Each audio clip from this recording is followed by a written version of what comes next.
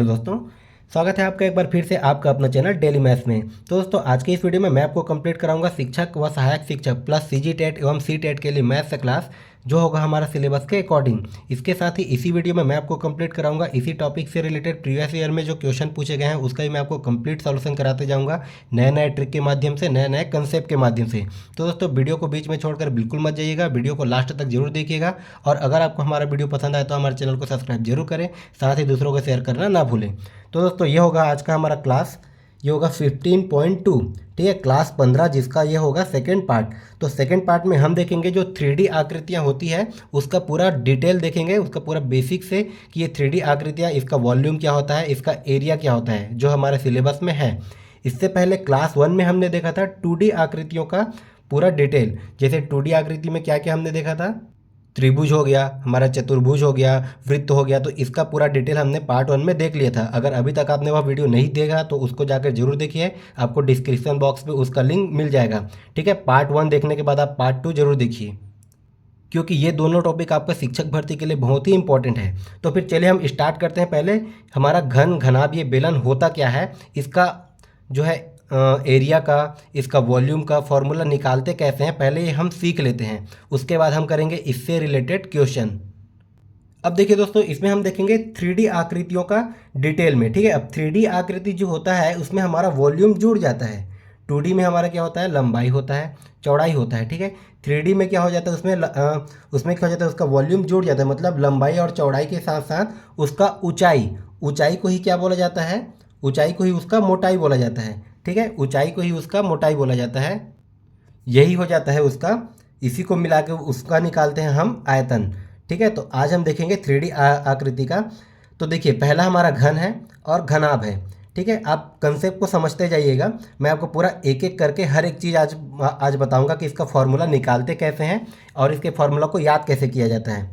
तो देखिए, यह है हमारा एक घन और यह है हमारा एक घनाभ। तो हम एक एक चीज़ करके पूरा बारीकी से देखते हैं। जैसे कि ये है घन। अब देखिए, घन का कंसेप्ट क्या होता है दोस्तों, जिसकी सभी साइड क्या हो जाता है, बराबर होता है। मतलब एक साइड ए है तो उसके सभी साइड बराबर हो जाते हैं। ठीक है, सभी साइड उसका क्या होता है, बराबर होता है। सभी साइड घन का क्या हो जाता है, बराबर होता है। अब देखिए, हम निकालेंगे इसका वॉल्यूम। पहले हम निकालते हैं वॉल्यूम। तो वॉल्यूम इसका कैसे निकालेंगे, तो वॉल्यूम निकालने के लिए देखिए, इसका क्या है, कोई भी आकृति जिसका छत और बेस समान हो, ठीक है, तो उसके एरिया से उसके हाइट को गुणा कर देते हैं। अब देखिए, इसका बेस और इसका छत समान होगा। ठीक है, क्योंकि इसका सभी साइड ए ए होगा। ठीक है, इसका बेस और इसका छत समान होगा, तो हम क्या करते हैं, उसके एरिया से उसके हाइट को गुणा कर देते हैं। ये हम करते हैं वॉल्यूम निकालने के लिए। अब देखिए, इसका एरिया क्या हो जाएगा। ठीक है, इसका एरिया क्या हो जाएगा दोस्तों, मतलब ये कोई समतली आकृति है, ये इतना ही कोई समतली आकृति है, तो इसका एरिया क्या हो जाएगा, ए स्क्वायर।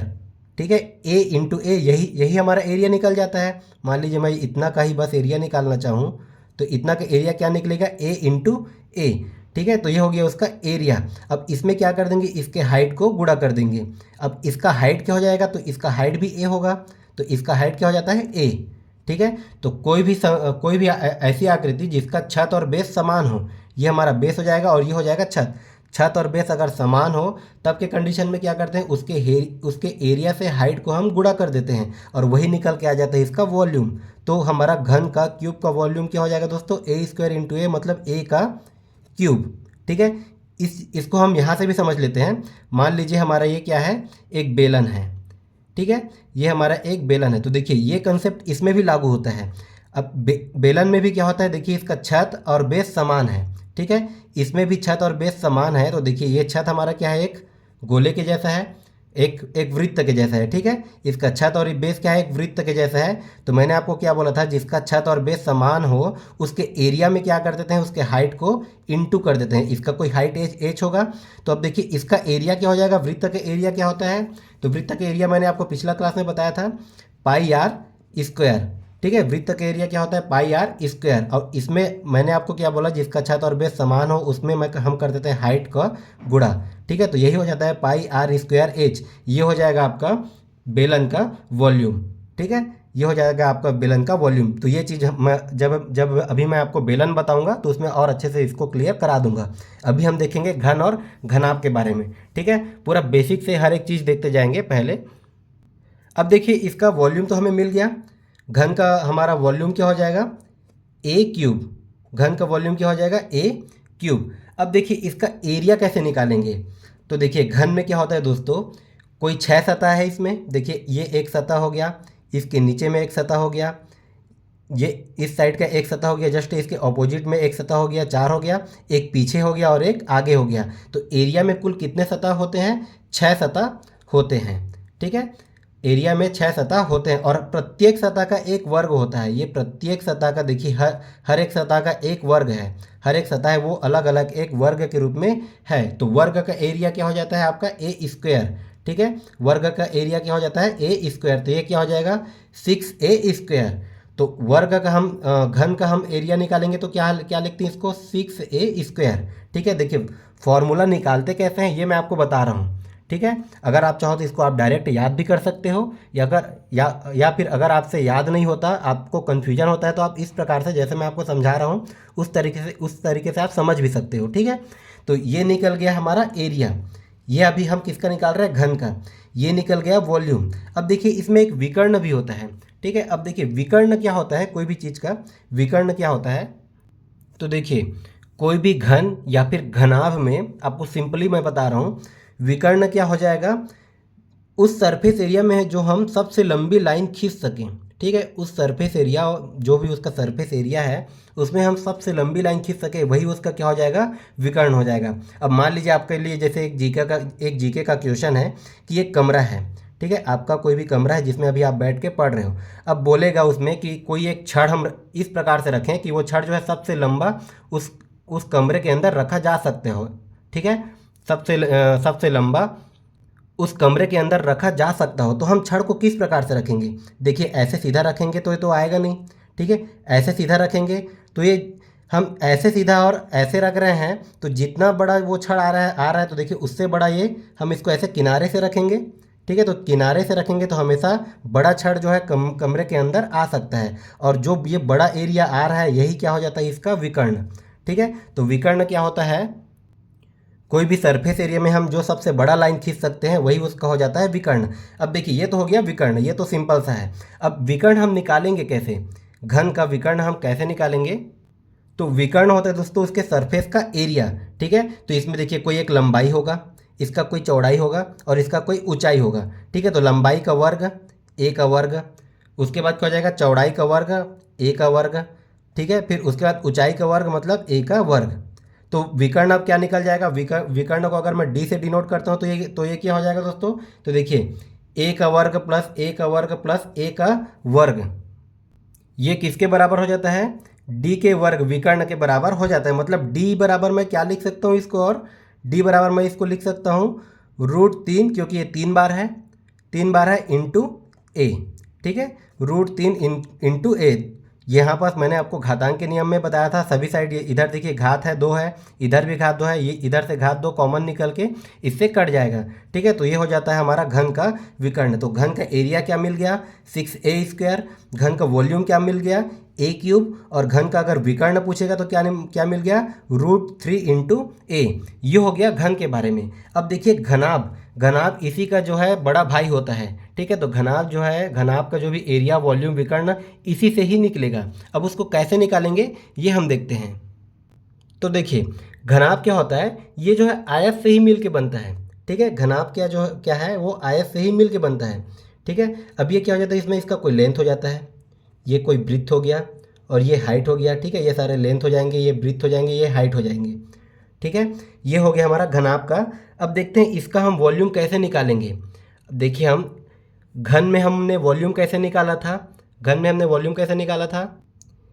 घन का वॉल्यूम क्या हो जाता है, ए क्यूब। मतलब देखिए इसका कोई एक लंबाई हो गया, एक चौड़ाई हो गया और एक ऊंचाई हो गया। मतलब लंबाई गुणित चौड़ाई गुणित ऊंचाई मैंने कर दिया, ठीक है। जो जो ए क्यूब है, ए क्यूब को मैं और किस रूप में लिख सकता हूँ, मान लीजिए ए क्यूब है, इसको और मैं किस रूप में लिख सकता हूँ, ए इंटू ए, मतलब लंबाई गुणित चौड़ाई गुणित ऊंचाई। ठीक है, सेम चीज़ हमें इसमें भी करना है घनाभ के लिए। इसमें क्या हो जाएगा, देखिए अब इसमें तीनों में ए आ रहा है क्योंकि इसके सभी साइड बराबर होते हैं, लेकिन इसका साइड जो है वो अलग अलग हो सकता है। ठीक है, तो इसमें हम क्या करेंगे, इसमें भी हम वही कंसेप्ट करेंगे, लंबाई गुणित चौड़ाई गुणित ऊंचाई, वॉल्यूम निकालने के लिए। तो इसका लंबाई कुछ हो जाएगा इंटू चौड़ाई का कुछ हो जाएगा ब्रीथ, इंटू इसका कुछ ऊंचाई हो जाएगा हाइट। ठीक है, तो वॉल्यूम जो है हम निकालते सेम है, बस होता अलग अलग है। अब ये होता अलग अलग क्यों है, क्योंकि इसके सभी साइड बराबर होते हैं, लंबाई भी आपका इसका लंबाई चौड़ाई और ऊंचाई एक ही हो जाएंगे, इसीलिए इसमें ये हो गया ए इंटू ए मतलब ए का क्यूब। अब इसमें लंबाई चौड़ाई और ऊंचाई अलग अलग होते हैं, इसलिए इसको अलग अलग लिखते हैं, length into breadth into height. ठीक है, ये हो गया इसका वॉल्यूम, मतलब घनाभ का वॉल्यूम क्या हो गया दोस्तों, length into breadth into height, ये हो गया इसका वॉल्यूम। अब देखिए हम एरिया कैसे निकालेंगे।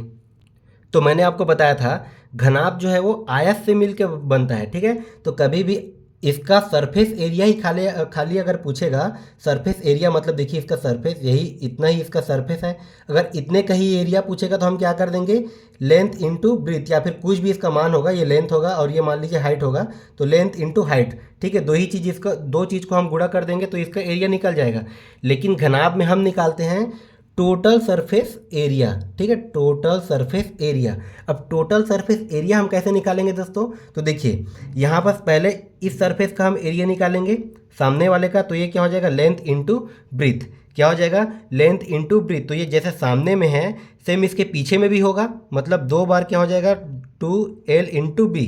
ठीक है, एक सामने का और एक पीछे का। ठीक है, इसको हमने क्या कर दिया, 2 लेंथ इंटू ब्रीथ। अब उसके बाद देखिए 2 लेंथ इंटू ब्रीथ हो गया, उसके बाद अब क्या होगा, अब इसका देखिए ये वाला भी ये भी एक एरिया है, ब्रीथ और हाइट। ठीक है, अब ये जितना एरिया है इसके पीछे साइड भी एक इसी के जैसा सेम एक एरिया हो जाएगा, तो ये क्या हो जाएगा, 2 इंटू बी इंटू एच। ठीक है, 2 into B into H plus, अब देखिए एक हमने इस सरफेस का निकाला, एक इसके पीछे का निकाला। ठीक है, एक चीज़ का निकालेंगे तो हमें डबल करना पड़ेगा क्योंकि ये दो हैं। ठीक है, अब इसका हमने निकाला इस साइड का, तो इसके पीछे साइड भी एक हो जाएगा सेम, इसलिए 2 इंटू बी इंटू एच किया। ठीक है, अब उसके बाद हम क्या करेंगे, देखिए एक ऊपर का भी कुछ एरिया हो जाएगा, ये भी एक फलक है, तो नीचे में भी इसका सेम एक फलक होगा। ठीक है, तो इसका लेंथ हो गया 2 इंटू लेंथ और इसका कुछ हाइट होगा, तो ये हो गया हाइट। अब यहाँ पर देखिए मैं इसको थोड़ा ऊपर में लिखता हूँ, जगह की कमी इसीलिए। तो यहाँ से देखिए तीनों से क्या कॉमन निकल गया दोस्तों, 2 मैंने कॉमन ले लिया। अब ये क्या हो गया, length into breadth plus breadth into height plus ये क्या हो जाएगा, लेंथ इंटू हाइट। ठीक है, यही हो जाता है घनाभ का टोटल सरफेस एरिया, इसी को बोलते हैं घनाभ का टोटल सरफेस एरिया। ठीक है, अगर खाली एरिया पूछ दिया जाए, खाली सरफेस का एरिया, तो खाली अगर इसका पूछेगा तो इसमें लेंथ इंटू हाइट है तो मैं लेंथ इंटू हाइट कर दूंगा, अगर इसका पूछा जाए तो ब्रीथ इंटू हाइट है तो इसमें बी इंटू एच कर दूंगा। लेकिन अगर टोटल सरफेस एरिया पूछ दिया जाए तब के कंडीशन में क्या हो जाता है, length into breadth plus breadth into height plus length into height. ठीक है, तो ये हो जाता है, इसमें सभी में क्या हो जाता है, 2 का गुणा, क्योंकि सभी डबल डबल है। तो ये हो गया घनाभ का एरिया और ये हो गया घनाभ का वॉल्यूम। अब देखिए इसमें एक विकर्ण भी होता है। ठीक है, याद करने वाली कुछ भी नहीं है, बस इसको समझना है कि ये फॉर्मूला आया कैसे, कहाँ से आया, क्योंकि अगर हमें फॉर्मूला ही नहीं पता होगा तो फिर इससे रिलेटेड क्वेश्चन भी हमसे बनेगा नहीं। और ठीक है, क्योंकि ये आपका बहुत ही इंपॉर्टेंट चैप्टर है, इससे बहुत सारे क्वेश्चन पूछे जाते हैं, आपका घन और घनाभ से ही ज़्यादा पूछते हैं। जो 3D आकृति है तो उसमें आपका क्या है, देखिए शंकु तो आपके सिलेबस में है नहीं, बेलन है, बेलन से उतना ज़्यादा क्वेश्चन पूछता नहीं, 2-4 ही क्वेश्चन पूछा गया अभी तक। सबसे ज़्यादा क्वेश्चन आपका घन और घनाभ से ही पूछता है, तो घन और घनाभ को आप अच्छे से समझ जाइए। अब देखिए, अब इसमें क्या दिया है, इसका विकर्ण। अभी मैंने आपको बताया वॉल्यूम क्या होता है, सेम इसी के जैसे हम इसका भी हमने वॉल्यूम निकाला। अब अभी हमने देखा इसका एरिया क्या होता है, सेम इसी के जैसे हमने इसका भी एरिया निकाल दिया। अब देखते हैं विकर्ण, जैसे हमने घन का विकर्ण निकाला था, सेम इसका भी विकर्ण वही कंसेप्ट हो जाएगा। तो देखिए इसमें हमने इसका विकर्ण क्या निकाला था, तो विकर्ण क्या होता है ये मैंने आपको बता दिया। ठीक है, तो विकर्ण हो जाएगा, देखिए इसका कोई एक एरिया, मतलब इसके कोई लंबाई का एरिया, इसके चौड़ाई का एरिया और इसके ऊंचाई का एरिया, इन तीनों का वर्ग करके मैंने जोड़ दिया।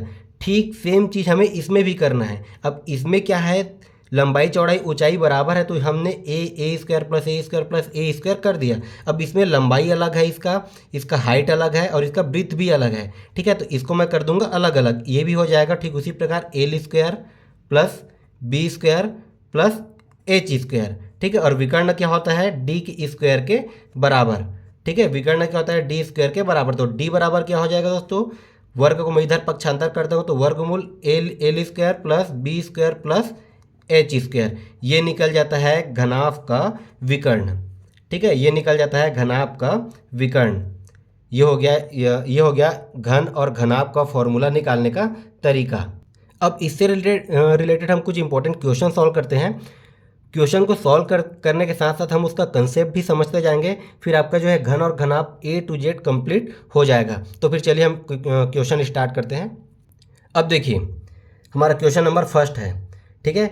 12 मीटर, 9 मीटर और 8 मीटर की विमाओं वाले कमरे में रखी जा सकने वाली सबसे लंबी छड़ की लंबाई क्या होगी, ठीक है। क्वेश्चन के कंसेप्ट को समझिएगा दोस्तों। मैं आपको हर एक वीडियो में यही बोलता हूँ कि कंसेप्ट हमारा मेन होता है, ठीक है। क्वेश्चन को सॉल्व करने से ज़्यादा इंपॉर्टेंट उसके कंसेप्ट को समझना होता है, क्योंकि अगर आपने कंसेप्ट समझ लिया तो उसी से रिलेटेड आप कई सारे क्वेश्चन बना सकते हैं, ठीक है। तो क्वेश्चन को सॉल्व करने से ज़्यादा इंपॉर्टेंट होता है उसके कंसेप्ट को समझना। तो आप हर एक चीज़ को समझते जाइएगा। मैं कोई भी चीज़ आपको तुक्केबाजी में नहीं बताऊँगा, हर एक चीज़ को फैक्ट तरीके से बताऊँगा, हर एक चीज़ का कंसेप्ट बताऊँगा। और ये सारा कंसेप्ट आपका चाहे सीटेट हो या शिक्षक भर्ती हो या फिर सहायक शिक्षक भर्ती या फिर हॉस्टल वार्डन हो, ठीक है। इन सभी में इसका ये जो है सिलेबस में है, तो ये सभी में काम आएगा, ठीक है। अब देखिए ध्यान से समझिएगा क्वेश्चन में क्या दिया है। 12 मीटर, 9 मीटर और 8 मीटर की विमाओं वाले कमरे में रखी जा सकने वाली सबसे लंबी छड़ की लंबाई क्या होगी। अब हमारे पास कोई कमरा है, देखिए कमरा दो तरीके से हो सकते हैं। एक घन के रूप में हो सकता है, ठीक है, एक घन के रूप में हो सकता है इस प्रकार से, या फिर एक आयत के रूप में भी हो सकता है कमरा, ठीक है। छोटा बड़ा हो, कई प्रकार के हो सकते हैं, ठीक है। एक घन के रूप में हो सकता है या फिर एक घनाभ के रूप में भी हो सकता है, दोनों प्रकार से हो सकता है। अब हम देखेंगे कि हमारा घन के रूप में है कि घनाभ के रूप में है। तो देखिए घन और घनाभ का कंसेप्ट क्या है, घन में क्या है, उसकी लंबाई चौड़ाई ऊंचाई सेम होता है। अब इसमें क्या दिया, देखिए तीनों अलग अलग दिए हैं, ठीक है, तीनों अलग अलग दिए हैं, तो ये तो घनाभ का हो गया, ये हमारा पहला कंसेप्ट है, ठीक है। तीनों अलग अलग दिया है मतलब ये हमारा घनाभ से रिलेटेड फॉर्मूला इस क्वेश्चन में लगेगा। अब इसमें क्या बोला है, एक चीज़ हमारा कंसेप्ट हो गया। अब कमरे में रखी जा सकने वाली सबसे लंबी छड़ की लंबाई क्या होगी। अब देखिए इसको भी आप समझ लीजिए। मान लीजिए कोई कमरा है, अब बोलेगा भाई इसमें हम सबसे लंबी छड़ को है किस प्रकार से रख सकते हैं। तो देखिए कमरा में अगर मैं ऐसे सीधा सीधा रख दिया या फिर इसको मैं ऐसे टेढ़ा करके रख दिया, ठीक है, तो जितना बड़ा छड़ आएगा इन दोनों कंडीशन में, इन दोनों से बड़ा छड़ जो है इसके, हम इसको एक किनारे से अगर दूसरे किनारे में रखते हैं तो उस कमरे में बड़ा से बड़ा छड़ आ सकता है, ठीक है। और इसी को क्या बोला जाता है, जो एक किनारे से दूसरे किनारे जो हम गए, इसी को क्या बोला जाता है, इसी को बोलते हैं दोस्तों विकर्ण, ठीक है, इसी को बोलते हैं विकर्ण। तो देखिए अब क्या बोल रहा है क्वेश्चन के अकॉर्डिंग, उस छड़ की लंबाई क्या होगी, मतलब यहाँ से हम यहाँ तक छड़ रख रहे हैं तो उसकी लंबाई क्या होगी, मतलब विकर्ण क्या होगा, ये डायरेक्ट हमें पूछा है। अब देखिए ये तो घनाभ हो गया, यहाँ से ये तो आपका कंसेप्ट क्लियर हो गया, घनाभ हो गया। अब घनाभ का विकर्ण क्या होता है, अभी मैंने आपको बताया था, घनाभ का विकर्ण क्या होता है दोस्तों, तो हो जाता है डी बराबर वर्गमूल, ये क्या हो जाता है, देखिए इसके लंबाई का वर्ग प्लस इसके हाइट का वर्ग प्लस इसके मोटाई का, इसके ब्रेथ का वर्ग, ठीक है, ये हो जाता है इसका विकर्ण। अब हमें बस फॉर्मूला पता चल गया, फॉर्मूला में रख देना है और आंसर ले आना है, ठीक है। इसका कंसेप्ट बस इतना ही था, इसके बाद आपका कैलकुलेशन है। अब देखिए मैं इसमें रख देता हूँ फॉर्मूला में, तो ये डी बराबर क्या हो जाएगा, तो ये हो गया डी बराबर, ये वर्गमूल के अंदर 12 का वर्ग, एक आपका कोई लंबाई होगा, एक हाइट होगा और एक इसका मोटाई होगा, ठीक है। 12 का वर्ग धन 9 का वर्ग धन ये हो गया 8 का वर्ग। अब इसको मैं इस साइड सॉल्व करता हूँ, ठीक है। तो देखिए ये क्या हो जाएगा दोस्तों, d बराबर वर्गमूल में 12 का वर्ग क्या हो जाएगा 144 धन ये हो गया 9 का वर्ग कितना हो जाएगा 81 धन 8 का वर्ग हो गया 64। और इसको मैं अगर जोड़ देता हूँ तो ये कितना हो जाएगा, ये 6 4 1 5 4 ये 9 हो गया, और इसको मैं जोड़ा तो ये आ गया 289, ये किस में आ गया, रूट में, ठीक है, ये किस में आ गया, रूट में। अब देखिए 289 किसका वर्ग होता है, तो ये होता है 17 का वर्ग, ये होता है 17 का वर्ग, और ये किस में आ जाएगा दोस्तों, मीटर में, और यही हमारा निकल गया आंसर। तो इसका विकर्ण क्या है, उस कमरे में हम जो है 17 मीटर की लंबी छड़ रख सकते हैं। ठीक है, तो ये आ गया इसका आंसर ऑप्शन नंबर ए।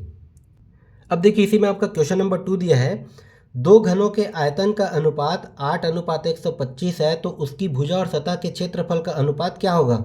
ये आपका सहायक शिक्षक 2023 में पूछा भी गया था। ठीक है, तो देखिए घन का आयतन, अब इसमें क्या है, दो अलग अलग घन है, तो एक घन का आयतन मैं मान लेता हूँ ए, ठीक है, और एक घन का मैं जो भी सरफेस में मान लेता हूँ, एक घन का ए और एक घन का जो है कैपिटल ए। अब इसका आयतन क्या हो जाता है दोस्तों, तो घन का आयतन होता है ए क्यूब, मैं इसको यहाँ से फिर से लिखता हूँ, एक को मैंने माना ए, एक को मैंने माना कैपिटल ए, तो घन का आयतन क्या होता है ए क्यूब, ये भी हो जाएगा ए क्यूब। ठीक है, यही चीज़ हमें पूछा है, उसके आयतन का अनुपात। अब उसके आयतन का अनुपात कितना दिया है, 8:125, मतलब 8/125। अब देखिए ये हमारा किस रूप में दिया है, ए क्यूब बटे में ये कैपिटल ए का क्यूब बराबर। अब 8 को मैं क्या लिख सकता हूँ दोस्तों, तो इसको मैं लिख सकता हूँ 2 के घात 3, मतलब 2 का क्यूब, और 125 को मैं लिख सकता हूँ 5 का क्यूब। ठीक है, ये हमारा हो गया 2 के घात 3 बटे 5 के घात 3। अब यहाँ से देखिए, अब यहाँ से ये क्या निकल जाएगा, ये यहाँ से क्या निकल गया, A upon capital A is equal to क्या निकल गया दोस्तों, 2/5। ठीक है, ये जो है उसके सरफेस का मान निकल गया। अब क्वेश्चन के अकॉर्डिंग क्या बोल रहा है कि उसकी भुजा और सतह के क्षेत्रफल का अनुपात क्या हो जाएगा। तो देखिए यहाँ पास उसकी भुजा और उसकी सतह का क्षेत्रफल का अनुपात क्या हो जाएगा, तो उसका एरिया क्या हो जाता है दोस्तों, उसका एरिया हो जाएगा ये 6a स्क्वायर, ये भी हो जाएगा 6a स्क्वायर, दोनों का एरिया 6a स्क्वायर। ठीक है, अब ये क्या हो जाएगा हमारा, दोनों साइड वर्ग हुआ तो हम इधर भी वर्ग कर देते हैं, 2 का वर्ग और ये 5 का वर्ग, ये 6 से 6 कैंसिल हो गया। तो अब ये क्या आ गया दोस्तों, ए स्क्वायर अपॉन ए स्क्वायर बराबर ये क्या हो गया, 2 का वर्ग मतलब 4, 5 का वर्ग मतलब ये कितना हो गया 25, और यही चीज़ हमें पूछा था। ये हमारा आ गया ऑप्शन नंबर सी, 4:25। अब देखिए अगला क्वेश्चन क्या पूछा है, यदि ए बी व सी क्रमशः घन के शीर्ष किनारे तथा फलकों की संख्या है, तो a प्लस बी प्लस सी कितना होगा। ठीक है, ए बी और सी क्या है क्रमशः जो है घन के कोई, ए जो है शीर्ष है, बी किनारा है, और सी जो है उसके फलक है। तो उन तीनों को जोड़ने पर मतलब कितना आएगा, ये हमें पूछा है। तो देखिए पहले हम एक घन बना लेते हैं, पहले मैंने एक घन बना लिया, ये हमारा घन बन गया। इस प्रकार से हम एक एक चीज़ को समझेंगे अभी। ये हमारा घन बन गया कुछ इस प्रकार से। अब देखिए घन में शीर्ष कितने होते हैं, किनारे कितने होते हैं और फलक कितने होते हैं। ठीक है, ये चीज़ हमें जानना है। तो देखिए पहले हम देखेंगे घन में फलक कितने होते हैं। ठीक है, फलक क्या होता है, इसका ये जो पृष्ठीय जो क्षेत्रफल होता है उसी को बोलते हैं इसका फलक, जिस पे में मतलब ये टीका होता है। तो देखिए इसमें कितने फलक हो गए, एक हो गया ये। अब जितना फलक होगा, सामने में जो फलक होगा उसके पीछे में भी उसका होगा जस्ट ऑपोजिट। तो ये सामने का एक हो गया, इसके पीछे का एक, 2 हो गया, और इसके बाद ये इधर एक हो गया, ये वाला ये 3, तो इसके ऑपोजिट एक 4 हो गया, एक ये ऊपर में हो गया 5, और इसका ऑपोजिट एक 6। तो इसमें कितने फलक होंगे दोस्तों, 6 फलक। ठीक है, अब उसके बाद इसमें क्या है दोस्तों, किनारा। ठीक है, इसमें हम देखते हैं किनारा, तो किनारा कितना हो जाएगा।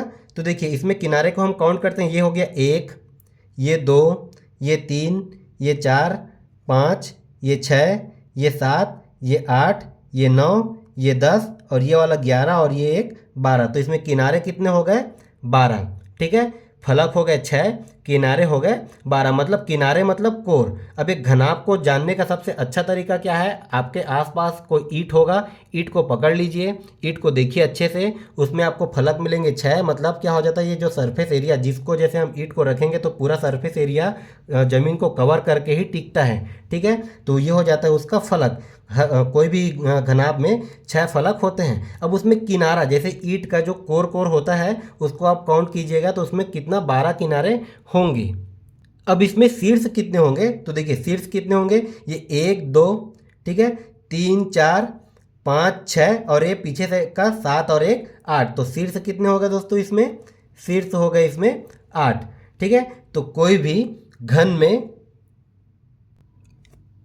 शीर्षों की संख्या 8 हो गया, किनारा 12 हो गया और फलक 6 हो गया। अब देखिए मैंने आपको बताया था ईंट का एग्जाम्पल दिया था, ठीक है। तो ईंट क्या होता है, ईंट जो है घन ना होकर घनाभ होता है, लेकिन उसका भी कंसेप्ट सेम होता है। उसमें भी यही किनारे हो जाएंगे, यही शीर्ष हो जाएंगे, यही फलक हो जाएंगे, ठीक है। तो ईंट आपका अगर मान लीजिए ये आपको क्वेश्चन ने पूछ दिया, तो ईंट होता है हमारा घनाभ के आकार का, ठीक है। अब वही उसको हमने छोटा कर दिया, ईंट को हमने 20 से 2 टुकड़ा कर दिया, तो वो बन जाता है घन के आकार का, ठीक है। तो देखिए इसको अब मैं जोड़ देता हूँ, ये कितना हो गया, 6 धन 12 धन ये 8, ठीक है। तो 6 और 12 और 8 को मैं जोड़ता हूँ तो ये कितना आ गया 26।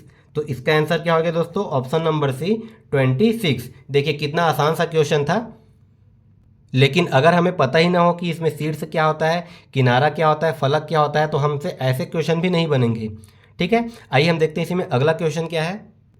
तो देखिए हमारा अगला क्वेश्चन है, एक घनाभ का आयतन ज्ञात कीजिए जिसकी लंबाई 14 सेंटीमीटर, चौड़ाई 12 सेंटीमीटर तथा ऊंचाई 8 सेंटीमीटर है, ठीक है। हमें क्या निकालना है, घनाभ का आयतन। सीधे फॉर्मूला पे रखा और हमें आंसर मिल गया। तो घनाभ का आयतन क्या होता है दोस्तों, अभी मैंने आपको बताया था, length into breadth into height, यही हो जाता है घनाभ का आयतन। मतलब इन तीनों को मैं कर देता हूँ गुणा, ये हमारा हो जाएगा 14 गुणित 12 गुणित 8, और ये हमने किया गुणा और हमें मिल गया इसका आंसर, ठीक है। तो देखिए अब इसको हम कर देते हैं गुणा। सबसे पहले ऐसा कभी भी क्वेश्चन पूछे तो हम पहले एक नज़र इसके यूनिट पे एक नज़र हमें मारना है, ठीक है। मतलब यूनिट हमारा सेम होना चाहिए, ठीक है। कभी कभी ऑप्शन में अलग यूनिट दे देता है और हमें इसी पे बेस्ड जो आंसर आता है उसका यूनिट हम लेके ऑप्शन को टिक कर देते हैं, फिर हमारा आंसर गलत हो जाता है, ठीक है। तो देखिए इसमें सेंटीमीटर में भी दिया है, ऑप्शन में भी सभी में सेंटीमीटर दिया है, तब तो हमें कोई चेंज करने की ज़रूरत नहीं है।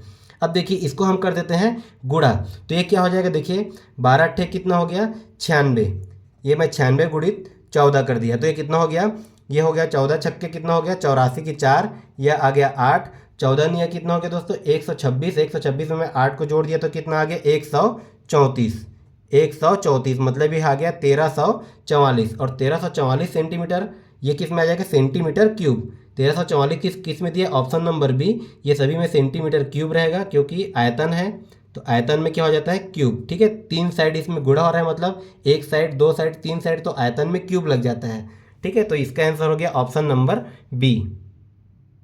अभी हम घन और घनाभ के बाद बेलन के बारे में भी पढ़ेंगे, ठीक है। सबसे ज़्यादा क्वेश्चन आपका घन और घनाभ से ही पूछता है, इसीलिए इससे रिलेटेड क्वेश्चन जो है ज़्यादा है।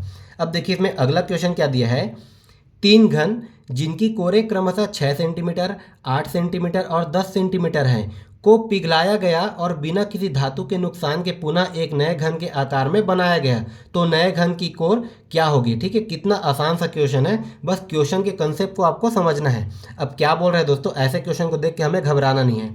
देखिए क्या बोल रहा है, 3 घन है जिसकी कोरें क्या है 6 सेंटीमीटर है, 8 सेंटीमीटर है और 10 सेंटीमीटर है। मान लीजिए मैं 3 घन बना देता हूँ, ये हमारा एक घन हो गया, ठीक है, ये हमारा एक घन हो गया, इसका कोर कितना है 6 सेंटीमीटर, इसका कोर क्या है 6 सेंटीमीटर। ऐसे आपको क्वेश्चन में बनाने की ज़रूरत नहीं है, मैं आपको समझाने के लिए बना रहा हूँ। उसके बाद मैं एक और घन बना देता हूँ, एक और घन बन गया ये, इसका कोर क्या है 8 सेंटीमीटर।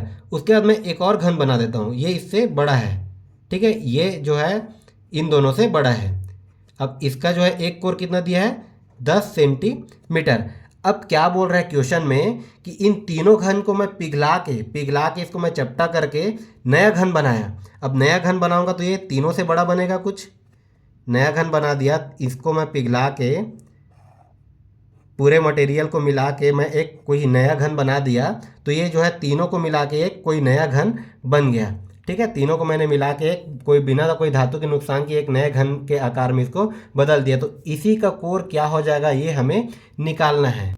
तो कभी भी दोस्तों याद रखिएगा, अगर घन को पिघलाने की बात आए तो हम उसको कंपैरिजन करेंगे उसके वॉल्यूम से, क्योंकि उसका पूरा का पूरा वॉल्यूम चेंज हो जाएगा, ठीक है। इसको मैंने अगर पिघला दिया तो ये इसका पूरा का पूरा वॉल्यूम जो है चपट के पूरा चेंज हो जाएगा, तो हम इसको कंपैरिजन करेंगे वॉल्यूम से। तो देखिए घन का वॉल्यूम क्या हो जाता है, इसका जो वॉल्यूम निकलेगा फाइनल वॉल्यूम ये हो गया, वो इन सभी के जो है वॉल्यूम के बराबर होगा। मतलब कितना हो जाएगा ये 6 क्यूब प्लस ये हो जाएगा 8 का क्यूब प्लस ये हो जाएगा 10 का क्यूब, ठीक है। ये हमारा निकल जाएगा वॉल्यूम। और ये निकलेगा दोस्तों नए घन का वॉल्यूम। ठीक है, अब देखिए ये आपने बना लिया, फिर इसका आपको जो है इसका आंसर मिल जाएगा। क्वेश्चन में कुछ नहीं रखा है। अब देखिए इसको कई लोग क्या करेंगे, यह आपका 6 गुणित 6 गुणित 6, फिर 8 गुणित 8 गुणित 8, फिर इस सभी को आपस में गुणा करेंगे, फिर उसका जो है वर्गमूल निकालेंगे कितना होता है। ठीक है, वो किसका क्यूब होता है ये निकालेंगे। हमें ऐसा कुछ नहीं करना। ठीक है, मेरा काम है आपको कंसेप्ट को बताना। ठीक है, आप सॉल्यूशन कैसे करेंगे तो इसको देखिए। हम यहाँ पास वॉल्यूम निकाल रहे हैं, मतलब इसको हमें सॉल्व करना है। तो इसको मैं सॉल्व किस प्रकार से करूँगा तो देखिए, 6 को मैं क्या लिख सकता हूँ दोस्तों, 2 गुणित 3, 2 गुणित 3।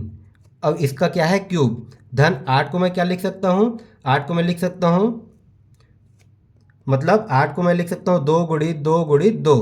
ठीक है, और इसका क्या हो गया क्यूब। धन 10 को मैं क्या लिख सकता हूँ, 2 गुणित 5, और इसका क्या हो गया क्यूब। ठीक है, इसको मैंने तोड़ दिया। अब देखिए इन सभी से कॉमन क्या निकल रहा है तो देखिए ये हो जाएगा 2 गुणित 3 का क्यूब, मतलब 2 का क्यूब और 3 का क्यूब। ये सारा चीज़ आपने घातांक के नियम में पढ़ लिया है। ठीक है, मैंने इसको जो है घातांक का नियम जब आपको पढ़ाया तो उसमें अच्छे से इसका कंसेप्ट क्लियर करा दिया था। अब देखिए इसको मैं लिख सकता हूँ, देखिए सभी में 2 है, 2 है, 2 है, 2 का क्यूब। मैं सभी से 2 का क्यूब जो है कॉमन ले सकता हूँ। तो अब ये कितना आ गया, 3 का क्यूब। ठीक है, अब ये कितना आ गया, देखिए इसमें से 2 का क्यूब कॉमन निकला तो 2 गुणित 2, मतलब ये कितना बच गया, 4 का क्यूब। धन इसमें से कितना बचा, 5 का क्यूब। ये तो हमारा इतना बच गया। मैं इसको थोड़ा सा ऊपर कर लेता हूँ। तो अब देखिए कितना हो गया, 2 का क्यूब हमें तो पता है कितना होता है, 8। अब देखिए 3 का क्यूब क्यों, अब हमें देखिए 6 का क्यूब हमें निकालने में कठिनाई हो सकती थी, हमें गुणा करना पड़ता, इसको भी गुणा करना पड़ता। अब देखिए 3 का क्यूब तो लगभग लगभग सबको ही पता ही है, 3 तिया 9 तिया 27। ठीक है, धन 4 का क्यूब हमें पता है 64, और 5 का क्यूब हमें पता है 125। ठीक है, अब इसको अगर मैं जोड़ देता हूँ तो ये कितना आ गया दोस्तों, 8। अब ये ब्रैकेट है मतलब गुणा है, इसको मैं जोड़ता हूँ तो ये 5 और 9, और ये कितना आ गया 6, और ये 12 6 ये 18, और ये आ गया 21, 216। ठीक है, तो 8 गुणित 216 ये हमारा क्या आ गया। इसको हम और सॉल्व कर देते हैं तो ये हो जाएगा 8 छक्का 48 की 8, ये 4 बच गया, 8 एकम 8 4 12 की 2, ये 1 बच गया, 8 दूनी 16 और 1 17। ये क्या मिल गया, 1728। ये हमें क्या मिल गया, नए घन का वॉल्यूम। ठीक है, 1728 हमें क्या मिल गया, नए घन का वॉल्यूम, और यही हमें निकालना था। अब देखिए क्वेश्चन ने पूछा क्या है कि नए घन का कोर क्या होगा। ठीक है, हमें क्या मिला है, वॉल्यूम। कितना मिला है, वॉल्यूम 1728। अब हमें निकालना है कोर। तो अब देखिए वॉल्यूम क्या हो जाता है दोस्तों, कोई भी घन का वॉल्यूम क्या हो जाता है, ए क्यूब।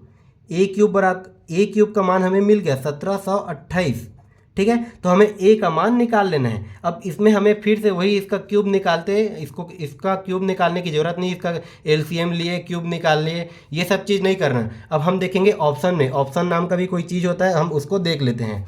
तो देखिए ऑप्शन नंबर ए क्या दिया है, अगर मैं ए को लेता हूँ तो ये हो जाएगा 25 का क्यूब। तो क्या मैं अगर 25 का क्यूब करता हूँ तो मुझे 1728 मिलेगा। तो मैं अगर 25 का क्यूब करूँगा तो देखिए 5 का जो है 3 बार गुणा हो जाएगा, मतलब 5 का जो है हम 25 गुणित 25 गुणित 25 करेंगे तो 5 का 3 बार गुणा, मतलब 5 का मैं 3 बार गुणा करता हूँ। इसको आप अपने दिमाग में भी कर सकते हैं। तो 5 पंचे 25, 25 पंचे 125, मतलब उसकी इकाई में क्या आ रहा है, 5 आ रहा है। ये हमारे ऑप्शन में इकाई में 5 नहीं है, ये ऑप्शन नहीं होगा। 12 में देखिए अगर मैं 2 का मैं 3 बार गुणा करता हूँ तो 2 दूने 4 दूने 8, इकाई में 8 आ रहा है। उसके बाद 20 में देखिए 0। ठीक है, तो ये तो 0 है, इसकी इकाई में 0 ही आएगा, ये तो ऑप्शन होगा नहीं, मतलब ये सीधा सीधा इसका हो जाएगा हमारा आंसर ऑप्शन नंबर बी। तो कई इस प्रकार के क्वेश्चन को बनाने का कुछ स्मार्ट तरीका भी होता है जिसको आप यूज़ कीजिएगा। हर चीज़ को हमें गुणा भाग करने की ज़रूरत नहीं है, और फिर भी अगर आपको ये सारा चीज़ कंसेप्ट आपको समझ भी नहीं आता तो आप इसको डायरेक्ट गुणा कर सकते हैं। ठीक है, वो आपके ऊपर है। अब देखिए हमारा अगला क्वेश्चन क्या दिया है, 3 घन जिनकी भुजाओं का अनुपात 3:4:5 है को पिघलाकर एक घन बनाया जाता है जिसके विकर्ण की लंबाई हमें 12 वर्गमूल 3 सेंटीमीटर दिया है। तब घनों की भुजाओं की माप क्या होगी, ये हमें निकालना है। ये आपका शिक्षक भर्ती 2023 वर्ग 2 में पूछा गया था। ठीक है, तो देखिए मैंने आपको क्या बताया था, जब भी हम घन को पिघलाकर कोई नया घन बनाते हैं तब हम उसका कंपैरिजन करेंगे उसके वॉल्यूम से, क्योंकि उसका वॉल्यूम ही चेंज होता है। ठीक है, उसका वॉल्यूम ही मेन, उसका वॉल्यूम जो है चेंज होता है। तो यहाँ पास 3 घन है। ठीक है, और तीनों का वॉल्यूम मान लिया, मैं एक का वॉल्यूम क्या मान लिया, 3x मान लिया। दूसरे को मैं मान लिया 4x, ये 4x मान लिया। तीसरे को मैंने मान लिया 5x, ये 5x मान लिया। ठीक है, अब ये क्या हो जाता है, इसका वॉल्यूम क्या हो जाता है, इसका क्यूब। ठीक है, वॉल्यूम क्या हो जाता है दोस्तों, इसका क्यूब। ठीक है, और तीनों को मैं क्या कर देता हूँ, जोड़ देता हूँ, क्योंकि तीनों को पिघलाकर एक नया घन बनाया जा रहा है। ठीक है, ये हमारा क्या निकल गया, इसका वॉल्यूम, जो नए घन का निकलेगा उसका वॉल्यूम ये हो गया ए क्यूब। अब देखिए यहाँ से मैं ए क्यूब है तो इसको मैं और क्या लिख सकता हूँ, ए क्यूब को ये किसके रूप में है, 3 का क्यूब। 3 का क्यूब ये क्या हो जाएगा, मतलब 3 का क्यूब मतलब ये हो गया 27 एक्स क्यूब, प्लस 4 का क्यूब मतलब ये कितना हो जाएगा दोस्तों, 64 इंटू एक्स क्यूब, प्लस 5 का क्यूब मतलब ये कितना हो जाएगा, 125 इंटू एक्स क्यूब। ठीक है, अब देखिए इन तीनों को अगर मैं जोड़ता हूँ, 27, 64 और 125 को मैं जोड़ता हूँ तो ये कितना हो जाएगा, ए का क्यूब बराबर इन तीनों को जोड़िए तो कितना हो जाएगा, 216। ठीक है, और एक्स क्यूब जो है तीनों से कॉमन आ गया। ठीक है, 216 इंटू एक्स क्यूब ये हमारा आ गया। अब देखिए ए क्यूब है, ये ए क्यूब है तो 216 भी 6 का क्यूब होता है, 216 भी 6 का क्यूब होता है, और ये एक्स क्यूब। अब घातांक के नियम में मैंने आपको बताया था दोनों साइड जो है घात समान हो तो वो उसको हम काट देते हैं सीधा सीधा। तो ए बराबर क्या निकल गया दोस्तों, हमारा ए बराबर क्या निकल गया, 6x। हमें अभी ए का वैल्यू बस मिला है और हमें निकालना है एक्स का वैल्यू। अब देखिए क्वेश्चन में क्या दिया है, उस घन के विकर्ण की लंबाई क्या दिया है, 12 वर्गमूल 3। तो घन का विकर्ण क्या हो जाता है दोस्तों, वर्गमूल 3 इंटू ए। घन का विकर्ण क्या हो जाता है, वर्गमूल 3 इंटू ए, जो हमें कितना दिया है, 12 वर्गमूल 3 के बराबर दिया है। ठीक है, ये वर्गमूल 3 को मैं काट देता हूँ तो ए बराबर कितना है, 6x। 6x के बराबर में क्या आ गया, 12। ए का वैल्यू क्या है, 6x, यहाँ पर मैंने रख दिया तो देखिए x का वैल्यू मुझे मिल गया। 6 को मैं इधर पक्षांतर कर देता हूँ तो 12/6 मतलब x का मान कितना आ गया, 2। ठीक है, x का मान मुझे मिल गया 2 और यही तो मुझे निकालना था। ठीक है, ये चीज़ निकल गया, फिर बाकी हमारा क्वेश्चन जो है सॉल्व हो गया। मतलब क्या पूछे हमें, उसकी भुजाएं क्या हो जाएंगी। तो देखिए उसकी भुजा मैंने मान लिया था, एक भुजा को 3x। ठीक है, तो यहाँ पर मैं x की वैल्यू रख देता हूँ तो ये कितना हो जाएगा, 3 दूने 6। दूसरी भुजा को मैंने माना था 4x, तो मैं यहाँ पर रख देता हूँ x की वैल्यू, तो 4 दूने क्या हो जाएगा, 8। तीसरी भुजा को मैंने माना था 5x, तो x की वैल्यू रख देता हूँ तो ये हो जाएगा 5 दूने 10। तो उसकी भुजा हमें क्या मिल गया, 6, 8 और 10। ठीक है, 6 सेंटीमीटर, 8 सेंटीमीटर और 10 सेंटीमीटर। ये हो गया हमारा ऑप्शन नंबर बी, हो गया 6 सेंटीमीटर, 8 सेंटीमीटर और 10 सेंटीमीटर। ठीक है, तो देखिए कभी भी अगर घन को पिघलाया जाएगा तो हम उसके वॉल्यूम से कंपैरिजन करेंगे। ठीक है, ये हमारा होता है मेन कंसेप्ट। अब देखते हैं इसी में हम अगला क्वेश्चन क्या दिया है। देखिए कितना आसान सा क्वेश्चन है। ठीक है, अब अभी मैंने आपको घन और घन आप बता दिए तो आपको क्वेश्चन भी आसान लग रहे होंगे। ठीक है, अब देखिए क्या दिया है, एक घन की कोण 7 सेंटीमीटर है और एक दूसरा घन की कोण 14 सेंटीमीटर है। एक घन 7 सेंटीमीटर है और दूसरा घन की कोण कितना है, 14 सेंटीमीटर दिया है। तो उसके सतह के क्षेत्रों का अनुपात क्या हो जाएगा, ये हमें पूछा है। मान लीजिए एक घन का कोण ए है, 7 है, मानने की जरूरत नहीं, हमें दिया है। और एक घन है उसका कोण कितना दिया है, 14 है। ठीक है, अब इसके सतह के क्षेत्रों का अनुपात हमें निकालना है। मतलब इसका सतह का क्षेत्रफल मतलब इसका एरिया क्या हो जाता है दोस्तों, तो हो जाता है 6a²। ठीक है, और उसका हमें निकालना है अनुपात। तो ये हो गया हमारा एक घन का एरिया और ये हो गया हमारा दूसरे घन का एरिया। ठीक है, इसका अनुपात ये हमें निकालना है। ठीक है, तो इसका अनुपात देखिए दोनों का वैल्यू हमें दिया है तो इसको मैं कर देता हूँ 7/14, क्योंकि जो है अनुपात का वैल्यू दिया है। यहाँ से देखिए 6 और ये 6 कट गया।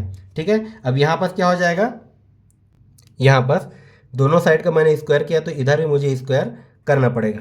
ठीक है, अब देखिए यहाँ पर क्या हो जाएगा,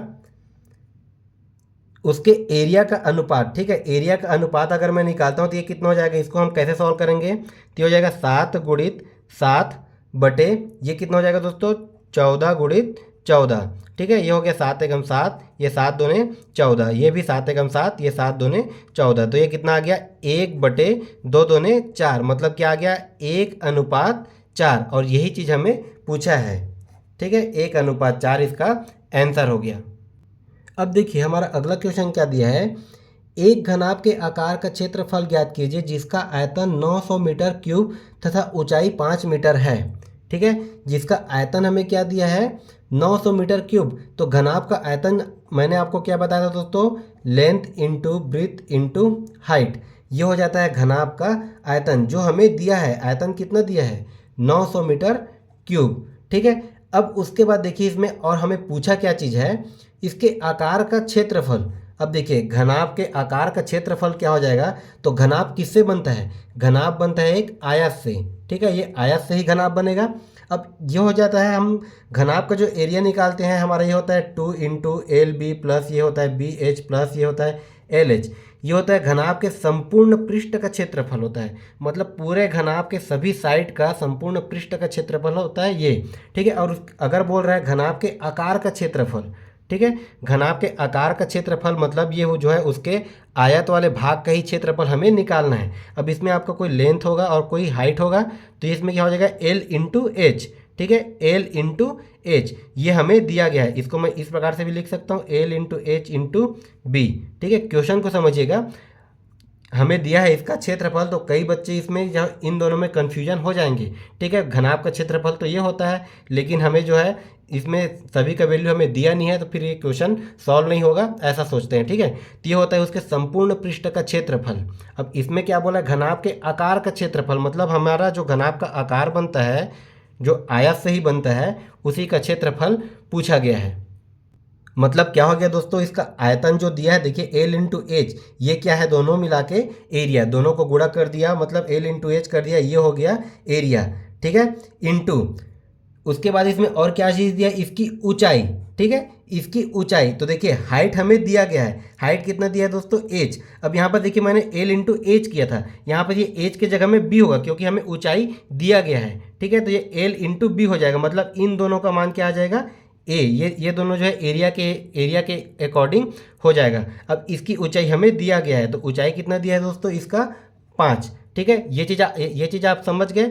यहाँ पर मैंने H क्यों नहीं लिया, क्योंकि H हमें पहले से दिया हुआ है। तो जो है घनाभ में आपका लेंथ होता है और एक हाइट होता है और एक इसका ब्रीथ होता है, 3 चीज़ होता है, ठीक है। तो उसमें से हमें एक चीज़ दिया हुआ है, तो बाकी 2 चीज़ जो है उसका ऑपोजिट हो जाएगा। तो देखिए ये दोनों तो हो गया इसका एरिया, उसके बाद क्या दिया, उसका हाइट हमें दिया हो गया है, तो उसका हाइट अगर हमें दिया है तो ये क्या हो गया 5 × A, ठीक है। तो यहाँ पर देखिए 5 × A और ये इसके बराबर में क्या दिया है, वॉल्यूम हमें दिया गया है क्वेश्चन में 900 मीटर क्यूब, ठीक है। वॉल्यूम हमें दिया गया है 900 मीटर क्यूब। बस आप क्वेश्चन के कंसेप्ट को समझिए। अब यहाँ से मैं A अगर निकालता हूँ एरिया, तो कितना आ जाएगा दोस्तों, 900/5। एरिया में अगर निकालता हूँ तो कितना आ जाएगा 900/5। तो एरिया ये नहीं हमारा निकल के आ गया, मैं इसको 5 से भाग करता हूँ तो ये कितना आ जाएगा, ये हो गया 18 5 90 और ये 0, तो ये निकल गया हमारा 180। और ये किस में निकलेगा, मीटर स्क्वायर में, ठीक है। ये हमारा निकल गया घनाभ के आकार का क्षेत्रफल, ठीक है। ये हो गया 180 मीटर स्क्वायर, ये हमारा आ गया ऑप्शन नंबर डी। तो आप इस चीज़ में कंफ्यूज मत होइएगा। ये जो है आपका घनाभ के संपूर्ण पृष्ठ, पूरे पृष्ठ का क्षेत्रफल होता है। ये हमारा जो घनाभ हो गया इस प्रकार से, ये इसके पूरे पृष्ठ का क्षेत्रफल हो जाता है। और हमें क्या पूछे, उसके आकार का क्षेत्रफल, मतलब घनाभ के आकार का क्या होता है, कोई एक आयत, और आयत का क्षेत्रफल अगर हम निकालते हैं तो इसका क्या हो जाएगा, लेंथ × ब्रीथ, ठीक है। अगर ब्रीथ नहीं दिया तो वो लेंथ × हाइट, ये चीज़ हो जाएगा, ठीक है। तो ये हो गया हमारा ऑप्शन नंबर डी। अब देखिए हमारा अगला क्वेश्चन क्या दिया है, एक घनाभ की 3 संलग्न फलकों का क्षेत्रफल XYZ है, यदि उसका आयतन भी है तो V² का मान क्या होगा, ये हमें निकालना है, ठीक है। हमें क्या क्या दिया, इसका आयतन भी है। अब देखिए मान लीजिए मैं घनाभ का 3 विमा मैं मान लेता हूँ, एक विमा A, एक विमा में मैं मान लिया B और एक विमा में मैं मान लिया C, ठीक है। तो घनाभ का आयतन क्या हो जाता है, उसके तीनों विमाओं का गुणनफल ही उसका आयतन होता है, उसके तीनों विमाओं का गुणनफल ही उसका आयतन होता है, ठीक है। ये हमने मान लिया।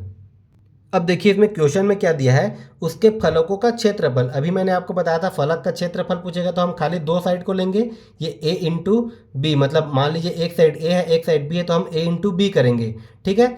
तो यहाँ पर देखिए x का वैल्यू क्या हो जाएगा दोस्तों, x बराबर क्या हो जाएगा A × B, A × B। ठीक उसी प्रकार अगर मैं एक फलक y लेता हूँ, ठीक है, एक फलक y लेता हूँ तो ये होते y का वैल्यू क्या हो जाएगा, B × C। ठीक उसी प्रकार मैं एक फलक अगर z लेता हूँ तो ये क्या हो जाएगा, C × A। ठीक है, अगर मैं ये अलग अलग फलक लेता हूँ तो उसका एरिया जो है इस प्रकार से हो जाएगा। अब देखिए यहाँ पास इसके जो है मैं लेफ्ट साइड को अगर गुणा कर देता हूँ x × y × z, तो ये हम इसके राइट साइड को भी गुणा करेंगे तो ये क्या हो जाएगा, AB × BC × CA हो जाएगा, AB × BC × CA। ठीक है। अब यहाँ पर देखिए ये एक्स वाई जेड बराबर ये क्या हो जाएगा दोस्तों, तो देखिए 2 बार ए है, 2 बार बी है, 2 बार सी है, तो ये क्या हो जाएगा ए बी सी, दोनों ए सभी का क्या हो जाएगा स्क्वायर। ठीक है, इन सभी का क्या हो गया स्क्वायर। और यही क्या होता है हमारा, यही क्या था हमारा ए इंटू बी इंटू सी हमारा क्या था वॉल्यूम था। ठीक है, यहाँ से देखिए ए इंटू बी इंटू सी यही यही हमारा क्या था वॉल्यूम था। मतलब यहाँ से मैं क्या लिख सकता हूँ, इन तीनों के जगह में मैं वी लिखता हूँ तो वी स्क्वायर हम हो गया हमारा वॉल्यूम के स्क्वायर बराबर क्या निकला है दोस्तों X into Y into Z. तो देखिए मैं वर्ग को उधर पक्षांतर कर देता हूँ तो ये क्या हो गया बी बराबर ये वर्गमूल एक्स वाई जेड, ये हमारा क्या निकल गया वर्गमूल एक्स वाई जेड। लेकिन हमें ये तो निकालना नहीं है, हमें क्या पूछा है बी स्क्वायर का मान पूछा है, और बी स्क्वायर का मान क्या निकल गया X into Y into Z. ये हमारा हो गया ऑप्शन नंबर डी, हमें आंसर यहीं से मिल गया, तो हमें इस चीज़ को करने की ज़रूरत था ही नहीं। ठीक है, तो ये क्वेश्चन आपको समझ में आ गया होगा। और अगर आपको क्वेश्चन समझ में नहीं आया होगा तो आप वीडियो को दोबारा देखिए। फिर भी अगर आपको क्वेश्चन समझ में नहीं आया होगा तो आपको जो है अ, हमारे वीडियो के डिस्क्रिप्शन बॉक्स पे टेलीग्राम का जो है लिंक दे दिया जाएगा, आप वहाँ जाके मुझे पर्सनली मैसेज कर सकते हैं, आपका हर एक डाउट वहाँ पर क्लियर किया जाएगा। अब देखिए दोस्तों हमने घन और घनाभ के बारे में पूरा देख लिया, अब हम देखते हैं बेलन के बारे में। 3D आकृति से आपका घन और घनाभ और बेलन से ही ज़्यादा क्वेश्चन बनते हैं। ठीक है, सबसे ज़्यादा आपका घन और घनाभ से बनता है। तो घन और घनाभ का कंसेप्ट मैंने आपको पूरा क्लियर करा दिया, और उससे क्वेश्चन कैसे बनते हैं, क्वेश्चन कैसे पूछे गए हैं, ये सारा चीज़ मैंने आपको क्लियर करा दिया। अब देखते हैं बेलन का, इसमें भी कोई ज़्यादा कंसेप्ट नहीं है। अब देखिए बेलन का हम वॉल्यूम निकालते हैं, तो इसका वॉल्यूम जो है याद करने का तरीका मैंने आपको क्या बताया था, जिसका छत और बेस समान होता है। ठीक है, जिसका छत और बेस समान होता है उसका हम क्या कर देते हैं एरिया से उसके हाइट को गुणा कर देते हैं। अगर छत होगा तो उसमें कुछ ना कुछ हाइट होगा। ठीक है, तो बेलन में हाइट है, ये चीज़ मैंने आपको वर्ग के कंसेप्ट में भी बताया था, वहाँ पर मैं आपको बेलन का जो है वॉल्यूम निकाल के बताया था। तो जिसका छत और बेस समान होता है उसके एरिया में हम क्या कर देते हैं हाइट को गुणा कर देते हैं। अब देखिए इसका एरिया क्या हो जाएगा दोस्तों, इसका ये हमारा किसके जैसे दिख रहा है, ये हमारा किसके जैसे दिख रहा है, ये वृत्त के जैसे दिख रहा है। तो वृत्त का एरिया क्या हो जाता है, वृत्त का एरिया होता है पाई आर स्क्वायर। ये मैंने आपको पार्ट 1 में वृत्त के बारे में वृत्त के बारे में क्या होता है, वृत्त क्या होता है, आपका त्रिभुज क्या होता है, चतुर्भुज क्या होता है, ये सारा चीज़ जो है A to Z कंप्लीट करा दिया है। ठीक है, तो देखिए इसका एरिया क्या हो गया दोस्तों पाई आर स्क्वायर। अब इसमें मैं क्या कर दूंगा इसका हाइट को गुणा। ठीक है, तो ये क्या हो गया पाई आर स्क्वायर एच, ये निकल गया इसका वॉल्यूम बेलन का। ठीक है, ये निकल गया बेलन का वॉल्यूम। अब देखिए बेलन में और क्या चीज़ होता है, वक्र पृष्ठ का क्षेत्रफल। इसमें क्या होता है दोस्तों वक्र पृष्ठ का क्षेत्रफल। ठीक है, इसको मैं लिख लेता हूँ एरिया। ठीक है, इसको आप समझ जाइएगा वक्र पृष्ठ का क्षेत्रफल। अब देखिए इसके वक्र पृष्ठ का क्षेत्रफल हम कैसे निकालेंगे, तो देखिए ये जो है हमारा एक वृत्त के जैसे ही है। ठीक है, इसकी परिधि क्या हो जाती है, देखिए वक्र पृष्ठ मतलब ये जितना में ये टिका हुआ है, जिस पे ये खड़ा हुआ है। ठीक है, तो ये देखिए जितना में टिका हुआ है मतलब ये पूरा वृत्त की एक परिधि के रूप में है। ठीक है, हम इस पूरे का एरिया निकालेंगे तो वृत्त का परिधि हो जाता है। तो ये वृत्त का परिधि क्या होता है दोस्तों 2 पाई आर, वृत्त का परिधि क्या हो जाता है 2 पाई आर। अब इसमें क्या है हाइट है तो इसमें कर दूंगा इंटू एस से गुणा, तो वक्र पृष्ठ का क्षेत्रफल क्या हो जाता है 2 पाई आर एच। ठीक है, ये हमें ज्ञात करना है। वक्र पृष्ठ का एरिया क्या हो जाता है 2 पाई आर एच, और बेलन का वॉल्यूम क्या हो जाता है पाई आर स्क्वायर एच। ये दो चीज़ हमें याद रखना है। अब इसमें देखिए वक्र पृष्ठ का जो है एरिया हमें इसमें ज्ञात करना होता है, वक्र पृष्ठ जिस पे खड़ा होता है। अब इसमें एक चीज़ और होता है इसके संपूर्ण पृष्ठ का क्षेत्रफल। अभी मैंने आपको बताया था घनाभ में, घनाभ का एक संपूर्ण पृष्ठ का क्षेत्रफल होता है। ठीक है, एक संपूर्ण मतलब पूरे पृष्ठ का क्षेत्रफल होता है, और एक इसका खाली इसको बोला जाए तो खाली सरफेस एरिया का क्षेत्रफल होता है। ठीक है, जो खाली सरफेस का क्षेत्रफल होता है जिसपे ये टिका होता है। ठीक है, उसी को हम बेलन की भाषा में क्या बोलेंगे वक्र पृष्ठ का क्षेत्रफल जिस पर ये टिका है। तो वक्र पृष्ठ का क्षेत्रफल क्या हो जाएगा 2 पाई आर। देखिए ये हमारा 2 पाई आर हो गया इसका, और इसमें एच। अब इसका क्या हो जाएगा, इसमें भी संपूर्ण पृष्ठ का क्षेत्रफल। ठीक है, इसमें भी हो जाएगा संपूर्ण पृष्ठ का क्षेत्रफल। तो संपूर्ण पृष्ठ का क्षेत्रफल क्या होता है दोस्तों इसमें, तो देखिए इसमें भी हमारा ये वृत्त के जैसा है, तो ये 2 पाई आर इंटू क्या हो जाता है आर प्लस एच इंटू क्या कर देते हैं, इसके त्रिज्या को इसके हाइट से जोड़ देते हैं, तो ये निकल जाता है हमारा संपूर्ण पृष्ठ का क्षेत्रफल। तो बेलन के कंडीशन में अगर आपको ये चीज़ समझ में आया होगा तब भी ठीक है, आप इसको समझ सकते हैं तब भी ठीक है, या फिर बेलन के कंसेप्ट में आप इसका वॉल्यूम, इसके वक्र पृष्ठ का एरिया और इसके संपूर्ण पृष्ठ का एरिया, ठीक है, इन तीनों को आप याद कर लीजिए। बेलन में इतना ही कंसेप्ट है, इससे ज़्यादा आपका है भी नहीं। अब देखिए हमारा इसी से रिलेटेड क्वेश्चन कैसे बना है इसमें। तो देखिए पहला क्या दिया दोस्तों, किसी बेलन की त्रिज्या और ऊंचाई क्रमशः आर और एच है, तो बेलन का आयतन क्या होगा। अभी मैंने आपको बताया बेलन का आयतन क्या हो जाएगा, तो बेलन का आयतन हो जाता है पाई आर स्क्वायर एच। ये बस आपको याद रखने वाली बात है। देखिए ऑप्शन नंबर सी आपका CGTET 2022 पेपर 1 में पूछा भी गया था, तो मेरे ख्याल से ये अभी तक का सबसे आसान क्वेश्चन है। बस डायरेक्ट आपको फॉर्मूला याद रखना है, पाई आर स्क्वायर एच। कई बच्चे इसमें भी कन्फ्यूजन हो जाते हैं, तो फॉर्मूला कैसे निकालना है, अगर आपको आ गया बेलन, ठीक है, बेलन आ गया तो आप ऐसे बेलन बना लीजिए। फिर मैंने आपको बताया था इसका आधार और बेस समान होता है, आपको जो है वृत्त का क्षेत्रफल याद रखना पड़ेगा, पाई आर स्क्वायर, इसमें हम कर देते हैं हाइट का गुणा, ठीक है, तो पाई आर स्क्वायर एच, इसका हो गया ऑप्शन नंबर सी। तो दोस्तों इस बार शिक्षक भर्ती में आपका जो है कंपटीशन बहुत हाई होने वाला है, तो आप हर एक क्वेश्चन को सीरियसली लेके पढ़िए, चाहे आपका मैथ्स का हो या फिर पेडागोजी का हो या फिर CDP का हो, चाहे कोई सा भी टॉपिक का हो, आप हर एक क्वेश्चन को सीरियसली लेके पढ़िए, ठीक है। तो चलिए हम देखते हैं इसमें हमारा अगला क्वेश्चन क्या दिया है।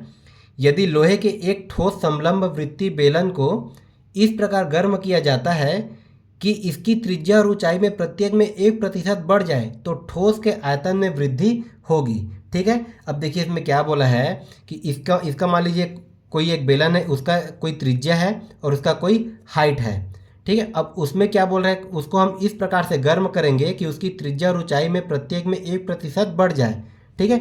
1% बढ़ जाए, कितने से बढ़ जाए, तो कोई भी चीज़ अपने आप में कितना होता है, 100% होता है, ठीक है। इसको मैं मान लिया इसकी त्रिज्या 100 है, ये मैंने मान लिया, ठीक है, और इसकी हाइट भी क्या है, 100 है, ठीक है। ये हमारा कोई एक बेलन का हो गया, ये हमारा कोई एक बेलन का हो गया, इसका त्रिज्या 100 है और इसका हाइट भी 100 है।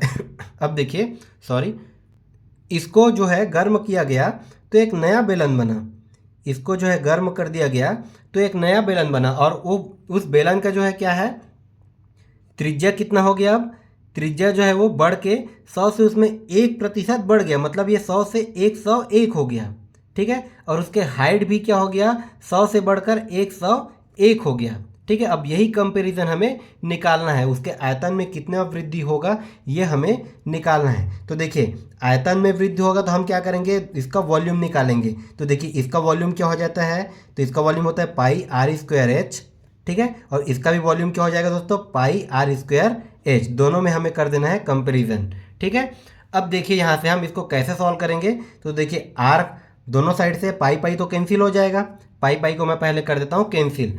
अब देखिए आर स्क्वायर मतलब क्या हो जाएगा दोस्तों, 100 का स्क्वायर इंटू ये हो जाएगा एच, मतलब ये भी 100 का स्क्वायर, बराबर इधर भी आर का वैल्यू है, मतलब 101 का ये स्क्वायर हो गया, इंटू एच मतलब ये 101 का स्क्वायर हो गया। अब देखिए इसको मैं कर देता हूँ गुणा, तो देखिए 100 का वर्ग करता हूँ तो 100 का वर्ग करने पर ये कितना हो जाएगा, 100 का वर्ग, और ये हमारा ये एच है तो ये हमारा वर्ग होगा नहीं, आर स्क्वायर एच, ये भी आर स्क्वायर एच, ठीक है, ये हमारे यहाँ पास वर्ग नहीं होगा, ठीक है। देखिए तो ये हमारा 100 का वर्ग करूँगा, उसके बाद उसको 100 से गुणा कर दूंगा तो यहाँ पास कितना जीरो आ जाएगा, तो देखिए इसका वर्ग करने पर यहाँ 4 जीरो हो जाएगा, 4 जीरो हो जाएगा। उसके बाद इसको अगर मैं फिर 100 से गुणा करूँगा तो ये हमारा 2 जीरो और बढ़ जाएगा, मतलब हमारा 6 जीरो हो जाएगा, 1 2 3 4 5 6 जीरो हो गया, ठीक है। ठीक इसी प्रकार इसको भी मैं गुणा करके देख लेता हूँ, ये हमारा 101 गुणित 101 है, इसको मैं गुणा करके देख लेता हूँ। देखो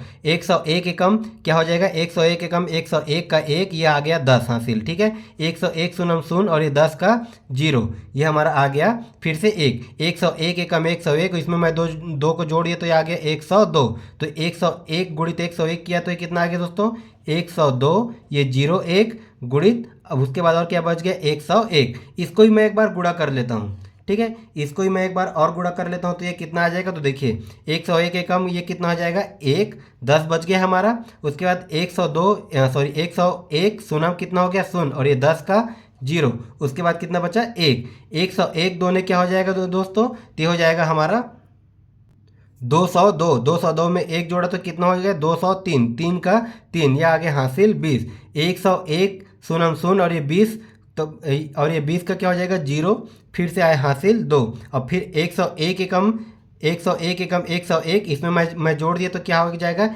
103। ठीक है, ये मैंने कर दिया इसको गुणा, तो ये कितना आ गया 1030301। आप इसको चाहो तो और गुणा करके देख सकते हो, यही आएगा। ठीक है, जो मैंने गुणा किया वही आएगा। तो अब इधर देखिए कितना कितना आ गया, इधर कितना आ गया दोस्तों 10,30,303, और इधर कितना आ गया 10 लाख। अब देखिए हमें क्वेश्चन में क्या पूछा है कि उसकी ऊंचाई और त्रिज्या में मैंने 1-1% की वृद्धि कर दी, तो जो नया आयतन मिलेगा उसमें कितने प्रतिशत का वृद्धि हो जाएगा, यही चीज़ हमें पूछा है। क्योंकि देखिए ऑप्शन में प्रतिशत में दिया है, मतलब नया आयतन जो है कितने प्रतिशत की वृद्धि हो जाएगी।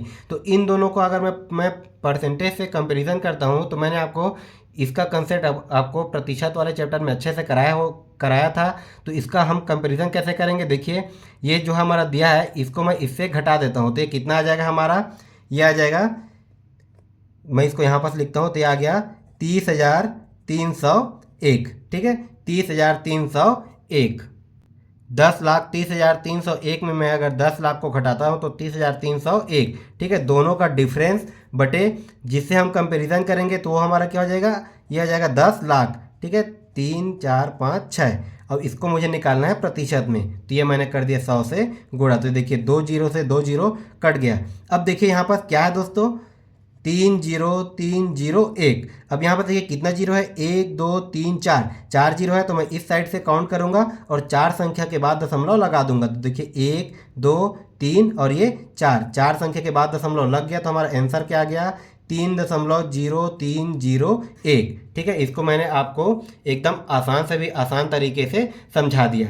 ठीक है, तो ये हमारा आ गया 3.0310, और ये किस में आ जाएगा प्रतिशत में। इसमें देखिए हमने इसका जो है ज़्यादा आंसर निकाल दिया, या इसमें आपको खाली 3.03 ही दिया है। ठीक है, ये आ गया ऑप्शन नंबर डी। तो दोस्तों आज के वीडियो में हमने देखा घन क्या होता है, घनाभ क्या होता है, बेलन क्या होता है, उसका जो है एरिया, उसका वॉल्यूम कैसे निकालते हैं, ये सारा चीज़ आज हमने कंसेप्ट क्लियर कर लिया। उसके साथ साथ इन सभी से रिलेटेड हमने जो प्रीवियस ईयर में पूछा गया क्वेश्चन उसको भी हमने सॉल्व कर लिया। अब इसमें देखिए आपका 3D में एक चीज़ और आता है, वो है आपका शंकु। ठीक है, जो आपके सिलेबस में नहीं दिया है अभी तक, इससे रिलेटेड मुझे एक भी क्वेश्चन नहीं मिला है शंकु से रिलेटेड। ठीक है, तो जो चीज़ सिलेबस में नहीं दिया उसको पढ़ने का कोई फ़ायदा भी नहीं है। इसके साथ ही ये हमारा था क्लास 15। ठीक है, इससे पहले हमने क्लास 1 से लेके क्लास 14 तक ऑलरेडी अपलोड कर लिया है। अगर अभी तक आपने यह वीडियो नहीं देखा तो आपको जो है डिस्क्रिप्शन बॉक्स पर इसका प्लेलिस्ट का लिंक दे दिया जाएगा, आप वहाँ से जाके सभी क्लास को ज़रूर देखिए, ताकि आपका मैथ्स जो है हर एक टॉपिक से आपका बेस, आपका कंसेप्ट क्लियर हो जाए। मैंने आपको हर एक टॉपिक में बहुत अच्छे से, बहुत ही बेहतरीन तरीके से आपको हर एक क्वेश्चन को समझाया हुआ है इसी तरीके से। तो आप प्लेलिस्ट से जाके सभी वीडियो को ज़रूर देखिए, और आप जो है सभी वीडियो का, सभी का आप नोट्स बनाइए, नोट्स बना के तैयारी कीजिए। क्योंकि देखिए दोस्तों टीचर भर्ती में नोट्स बनाना बहुत ज़रूरी है, नोट्स बनाना बहुत ज़रूरी है। क्योंकि देखिए इसको मैं आपको बताना चाहूँगा थोड़ा सिलेबस से। हम टीचर भर्ती में पढ़ते हैं CDP। ठीक है, हम टीचर भर्ती में पढ़ते हैं CDP, जो होता है जिसको एक प्रकार से हम पेडागॉजी भी बोलते हैं। बाकी सब्जेक्ट में, जैसे मैथ्स में हो गया, आपका इन्वायरमेंट में हो गया, हिंदी में हो गया, इंग्लिश में हो गया, इसमें हम पढ़ते हैं पेडागॉजी के नाम से। ठीक है, अब देखिए ये CDP और पेडागॉजी क्या है, ये ऐसा सब्जेक्ट है जो आपके मानसिक, आपके तार्किक के बेस्ड पे होता है। ठीक है, आपके तार्किक चिंतन पे होता है ये सब्जेक्ट। अब आप जो है CDP या फिर पेडागॉजी कोई 3 टीचर से आप पढ़ रहे हैं, मान लीजिए कोई 3 टीचर से पढ़ रहे हैं, तो ये चीज़ जो है परफेक्ट जो है कोई भी टीचर आपको नहीं बताएगा। कहने का मतलब ये है, आप जो है 3 टीचर से पेडागॉजी पढ़ रहे हैं तो तीनों टीचर क्या करेंगे, आपको अपने अपने हिसाब से तर्क बताएंगे। ठीक है, अपने अपने हिसाब से तर्क बताएंगे, क्योंकि आपका तार्किक चिंतन से बेस्ड ही होता है ये सब्जेक्ट। आपका पेडागॉजी हो गया, CDP हो गया, आपका तार्किक चिंतन के बेस्ड पर ही होता है। ठीक है, तो तीनों टीचर आपको अपना अपना कंसेप्ट बताएंगे, और तीनों का कंसेप्ट सही भी होगा।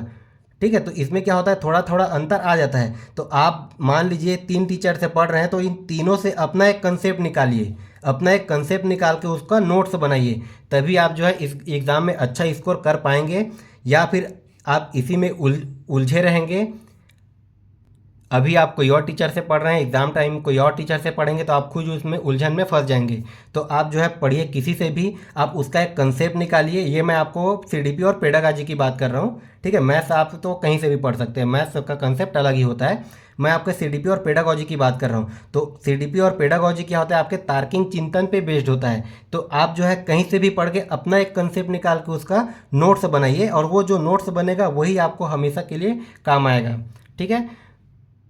तो दोस्तों ये चीज़ मैं आपको, जब हम इसका पेडागॉजी पढ़ेंगे तो इसका कंसेप्ट मैं आपको और अच्छे से क्लियर करा दूंगा। तब तक के लिए दोस्तों बने रहिए हमारे चैनल के साथ, और अगर आपको हमारा वीडियो पसंद आए तो हमारे चैनल को सब्सक्राइब जरूर कीजिए, साथ ही दूसरों को शेयर करना ना भूलें। तो मिलते हैं हम अगले क्लास में नए टॉपिक और नए ट्रिक के साथ।